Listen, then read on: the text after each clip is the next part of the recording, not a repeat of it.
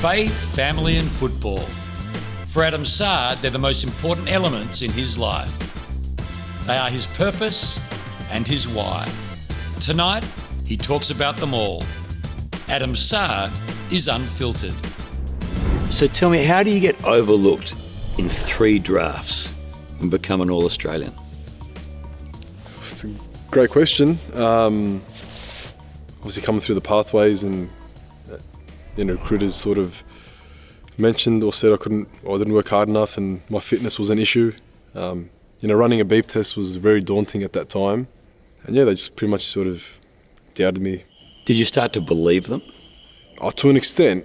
You believe, maybe I can't run or maybe this isn't for me. And it's just amazing. I just always had this belief in my ability, sort of my skills and what I can do. And I didn't have a plan B. I didn't have any money in my account, I remember. I used to work at Coles, but... $0. Yeah, 18, 19, chasing your dreams. There's some tough moments during that period. Take me to the tough moments. I think 2012, you go through the TSC pathways. You get interviewed by 5 clubs, 6 clubs, or you get nominated to go to the draft combine. I ran the quickest 20-metre time.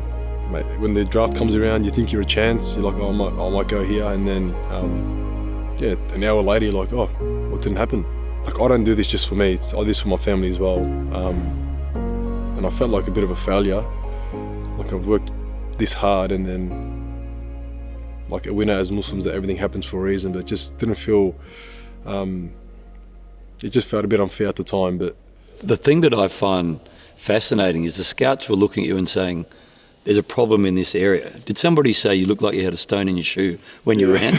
It's one of the Carlton recruiters. I'm mates with him here. He's a good man. He just mentioned you look like you got, you're hobbling or you're injured, or he goes, as soon as you sprint, you're fine. I go, yeah. He goes, maybe there's something in your shoe. I go, no, there's nothing in there. I go, I'm pretty sure there's nothing in there. Overlooked in a draft. Overlooked in a 3rd draft. Yep. Who gives you the inspiration to keep going? And how do you not start to listen to the knockers? 2013, when I hurt my knee, meniscus, Peter German was the coach.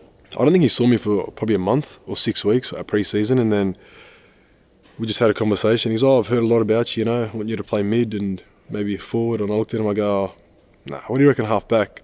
She goes, yeah, okay. So from that conversation and that moment, my halfback, sort of my position in footy, had started from halfback. So, had you ever played halfback before? No, never. So I just looked at it, I can use my strengths and I can run and I can take them on. And first practice game was okay, and then throughout that year, it was amazing for me. Peter German, Craig Lees, they instilled a lot of belief and told me that I'm good enough to get there. And in 14, you were in the best and fairest. Yeah, it was nice to win a senior BNF with Daniel Van Diddy at the time, so it was a joint winner. Had a couple of meetings that year as well. I met with Gold Coast sort of late in the year before the draft, and the draft came and missed that. That national draft was tough. That was the 3rd one, and then I'm like, it could be a big chance here. And it's the same thing. You go to the backyard and some tears always come down, but it's always in the back of my mind, and God gave me the strength at the time. I'll be fine. This is going to happen. The rookie draft was pretty special. Pick 25 comes, and it's the moment I've been waiting for my whole life. And then you're like, it just, how I'm the corner of my eye, I go, nah, it's not going to happen. And then it updated, and I saw my name. I'm like, nah, this is wrong. Refreshed a couple of times. I go, what the hell? I've just been drafted, and you can see how I'm smiling. My dad was sleeping in his room, and I ran inside. I told him, everyone's happy. Everyone's just obviously pumped for me, but reality hit probably 2 hours later, because I had all cousins coming over, and everyone's having a smile on their face and they're happy. But then you got to pack. You're out the door immediately. The next day, everyone's happy, but it's bittersweet. God gave me my dream, but it's taken away something that's so important to me. And like I said, we, as Muslims, we supplicate and we ask God to make it easy for us, which He did. But when I said bye to my dad, which that was at home, that was probably one of the most toughest things I had to do. Get on the flight, and then my career, I go, this is for them. I'm here for a purpose. I'm here for a reason. And then you get them what the hell? This is just, here we go. Had you ever lived away from home? Never. I'm a mummy's boy. Like I said, a big family. Like, we're very, very close. Like, even now I'm married, 30, almost 31, 2 kids. If I don't see them or talk to them, mate, they get upset at me. But like, we see each other daily, or every day. Even if I just pop in for 5 minutes, go in, see how they are, all good. Yep, all right, I'm going home. First day at the club, mate, you meet Gary Ablett. He goes, "Oh, hi, I'm Gary." I go, "Mate, don't worry, I know who you are." Tell me where I get this wrong, but born in Carlton, living in Brunswick, and had never really been outside of the family and the home environment. You're sent to Queensland to fulfil your dream. You'd never cooked for yourself. You'd never done anything much for yourself. Self-confessed mummy's boy. Yep. Lonely and unsure. When does Sean Lemons come into your life and say, "I can't help you over there, but I can help you with your footy"?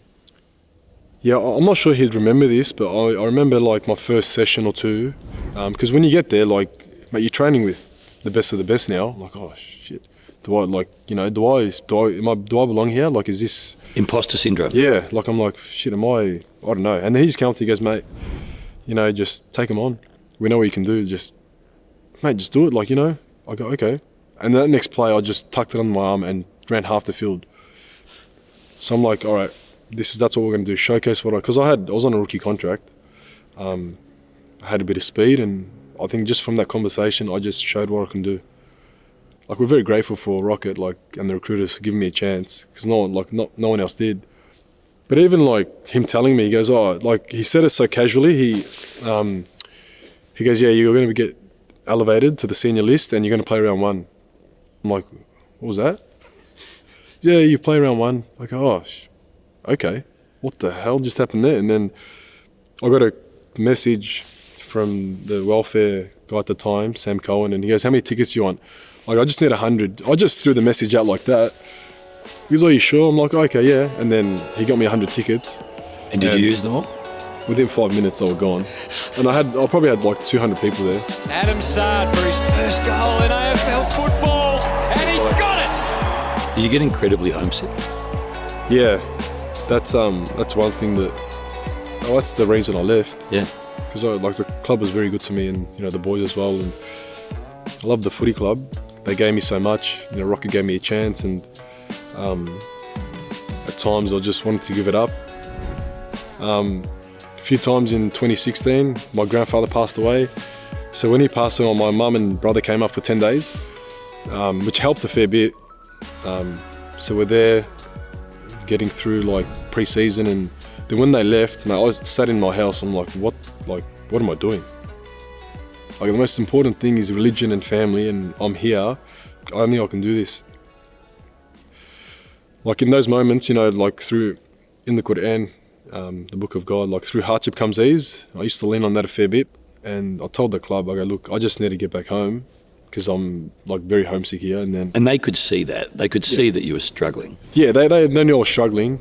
They put like a lot of things in place to help me, but it just wasn't the same. Like, I was renting an apartment, and as soon as the BNF was finished, I just left. Oh, my clothes, and then I came down, and I just go, I'm not coming back. Not because I don't like the club. I love the club, but I'm not leaving home again. So I took my clothes. I had a TV. I had all my stuff there. Called my host family. I go, "Take whatever you want and send the rest back." And we did have some conversations, like trying to put things in place to keep me there. But I just explained to them, I can't do it no more. I can't be away from home not any longer. So you came down. If you weren't picked up by another club, that was it. I've never thought of that. I would have probably had to go back, but I knew there was interest there. God's always got a plan for you, and then we just got through to Essendon. Just a relief. It was an amazing feeling. Because I know it sounds weird, but for me, even as simple as like finishing a game and being able to like drive home, because when I first started, I saw Basher do it once when it was Gold Coast, Richmond at the G, and then I'm walking through and I see him driving through the car, and I waved. I'm like, "Oh, mate, that is..." It sounds like silly or something small. I go, I can't wait for that to happen to me. The simplicity of it. Very simple. So we won our first game at Etihad against Adelaide, and I just remembered, you get in the car, your family's there, you drive home, and then I'm like, okay, this is That's all it is. This is feels life good. now. Yep.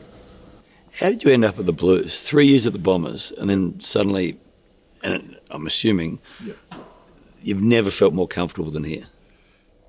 Yeah, so I know there's always been a bit of chatter or a bit of talk back then when I requested, but like I always thank Adrian Dodoro for getting me home, as in back home and playing for a big club, and I'm always grateful for what Essendon did to my career and everything they've done for me. But it was during the COVID time, and I just felt like I needed a fresh start, because you never think you miss 3 drafts you're going to play 200.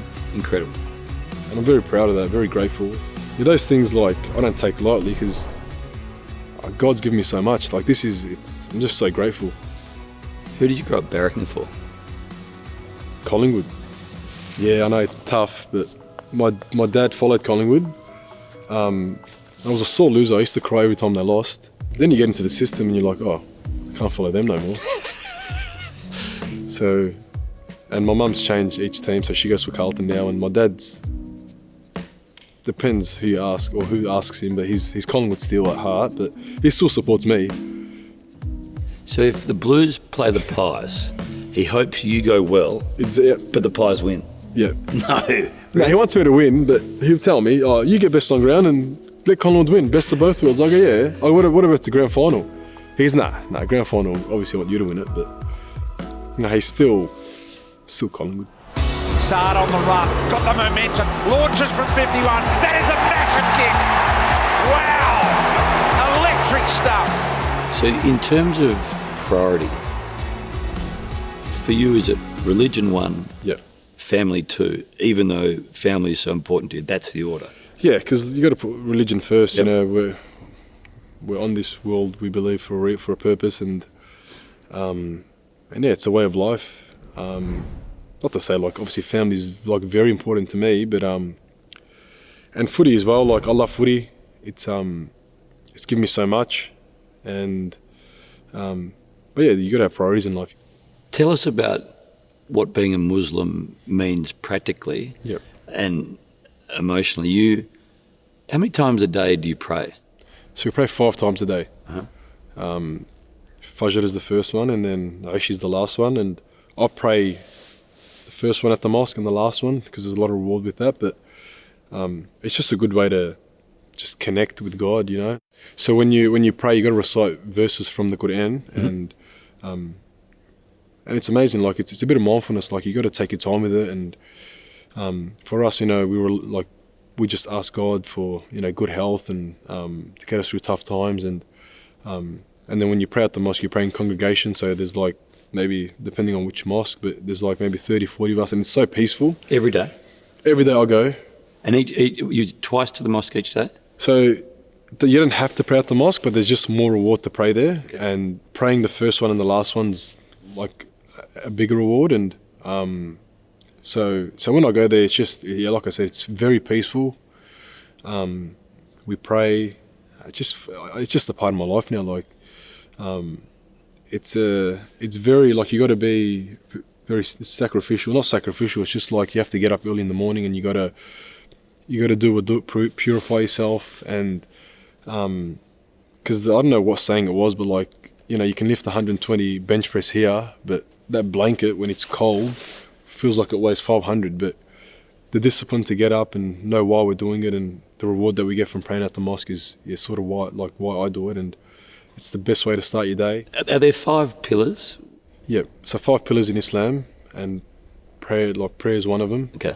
So trusting God, having the faith, trusting God, believing in the oneness of God, and then there's charity, fasting, Ramadan, Hajj, and then prayer. So they're the 5 pillars that we follow. And like, Islam and being a Muslim isn't just, you know, picking and choosing. Like, when you practice it, it's a way of life. Total commitment. It's a total commitment. I know it sounds complicated, but like, it teaches us how to have good character and be a good person and have strong values. And even the charity thing, like, charity isn't just giving money and donating money. It's about, if you walk past someone, you got a smile on your face, that's charity, because they'll smile back. I can guarantee it, they'll smile back. If you're walking into or through a door and there's people behind you, if you hold it open from, that's charity.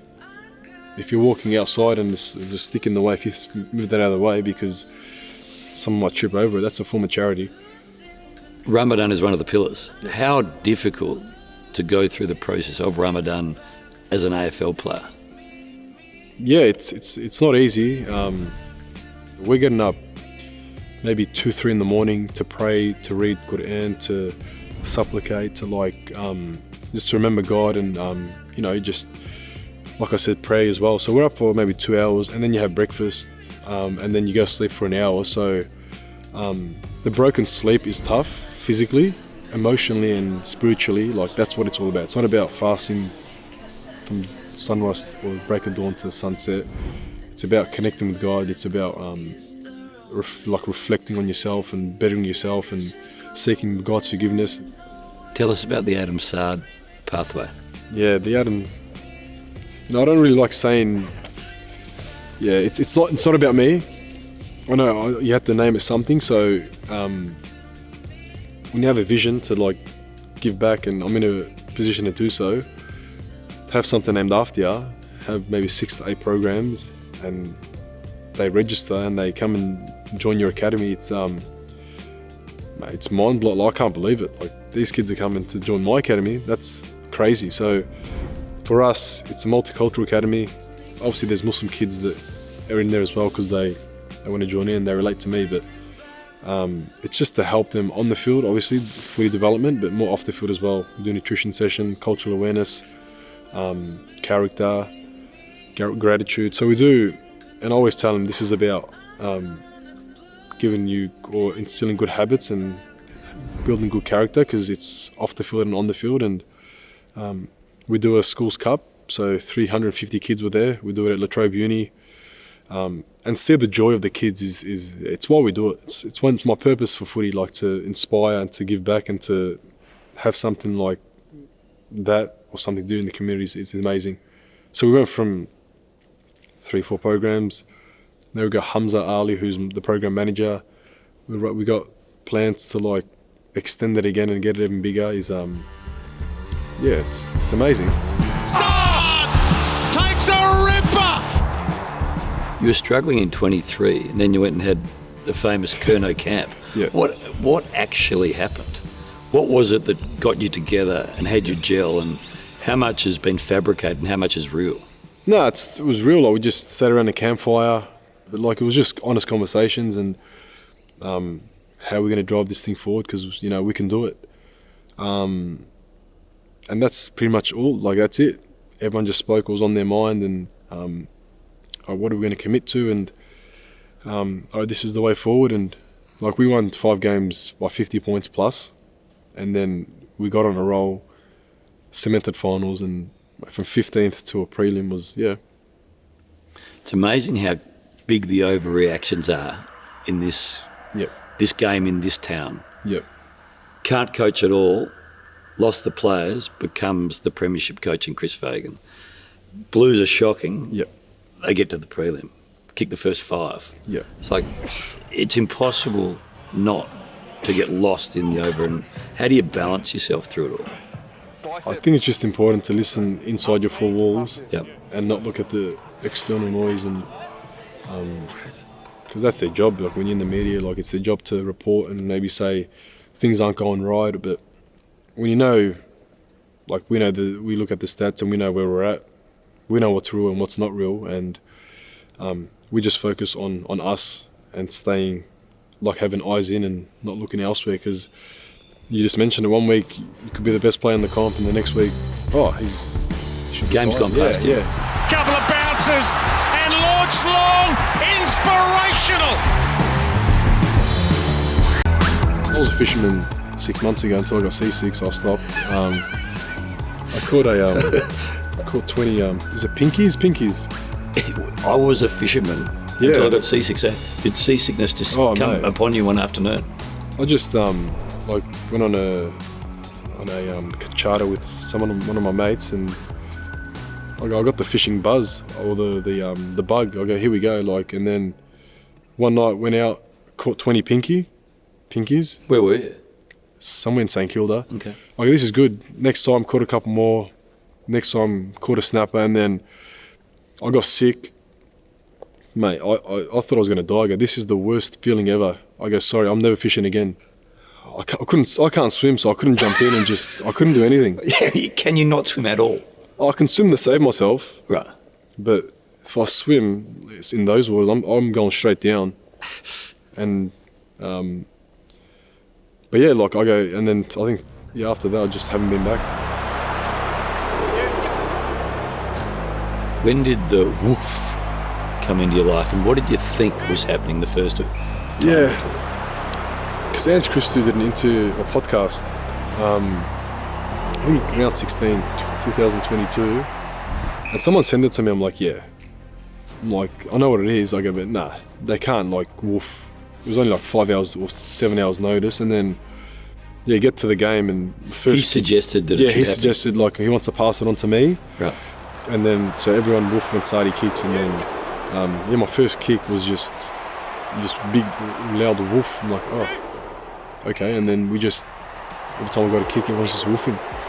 It's amazing. No one else has anything like it. And even some opposition, they just come and they go, mate, that's unreal. Especially your opponents say that. Yeah, it's pretty cool. Like semi-finals, 96,000, and mate, it was loud Woof. Mate, it was echoing, and that's special. When you take off and you're bouncing, have you got any idea where you're about to go? No. Hopefully Ash Hansen. No, you gotta have a plan. Ash Hansen always says have a plan when you get the footy, but I don't have a plan. It's a pretty loose plan. Yeah, it's just give me the footy and I'll make it up. Because I love just instinct. So you give me the footy and someone's running at me, I'll go, okay, if there's a target there, I'll just hit it. Or I'll just back myself to take them on. Unpredictable is good, isn't it? Like, I think unpredictable is great. You just tuck the wool under your arm and you see the fans go, they love it. Do you ever think about the grand final like I did as a child? Do you do it as a senior player? I've never been to a grand final. Never been to the G on a grand final? No. And I'll never go until hopefully I get to play in one. But if I retire, then I might go after that. But as I'm playing and as I'm an active player, I won't go to a grand final unless I'm playing in one. And what's the rationale? You don't deserve to be there, or you're too jealous to watch? Oh, that's what we play. We play to win that. Yeah. And I always tell myself, no, I'm not going to watch it. Might go do like a gym session. I do the gym session, but the TV's on in the background. And it's just, I feel like it'll be more special hopefully one day when we get there and you hold the cup, and it's why you play footy. I love commentating you play because I'm as confused as I think you are when you start running. But from overlooked 3 times to a 200 gamer and a blue, thanks for talking. I've loved it. Thanks, I appreciate it. Thank you very much. Well done.